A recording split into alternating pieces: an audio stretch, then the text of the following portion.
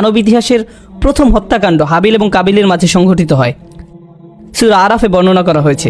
আর এই প্রথম হত্যাকাণ্ড টাকার জন্য হয়নি, এটা সম্পত্তির জন্য হয়নি, বা এরকম কোনো কারণে নয়। সূরা আরাফে বর্ণনা করা হয়েছে এটা ঘটেছে তখন একজনের কোরবানি গৃহীত হয়েছিল এবং অপরজনেরটা গৃহীত হয়নি। একজনেরটা স্বীকৃতি পেয়েছিল, অন্যজনেরটা পায়নি। লক্ষ্য করুন, সেই একই হিংসা এখানে কাজ করেছিল। কোন কারণ হযরত ইউসুফ আলাইহিস সালামের ভাইদের মারাত্মক প্রতিহিংসা পরায়ণ করে তুলেছিল যে তারা তাকে কুয়ায় নিক্ষেপ করেছিল? তারা তো তাকে প্রায় খুনই করে ফেলেছিল। সেখানে তো সাপ বিচ্ছু থাকার কথা, সেটা ছিল ভীষণ দুর্গম কোনো প্রান্তরে নির্জন একটা গর্ত। তবুও তারা তাদের ভাইকে সেখানে ফেলে দিয়েছিল। জানেন কেন? কারণ তিনি তার বাবার কাছ থেকে যে স্বীকৃতি পেয়েছিলেন তা অন্য ভাইদের তার প্রতি হিংসাত্মক করে তুলেছিল। এখন এই স্বীকৃতি জিনিসটাকে আপনারা ভালো করে বোঝার চেষ্টা করুন। যখন আমরা আত্মমর্যাদা সম্পর্কে চিন্তা করি তখন আত্মমর্যাদাকে অর্থবিত্ত, প্রতিপত্তি, ক্ষমতা ইত্যাদির সাথে যুক্ত করি। আমি বলি কি, এই সব বিষয় মানুষের স্বীকৃতি পাওয়ার আকাঙ্ক্ষার কাছে খুবই তুচ্ছ ব্যাপার।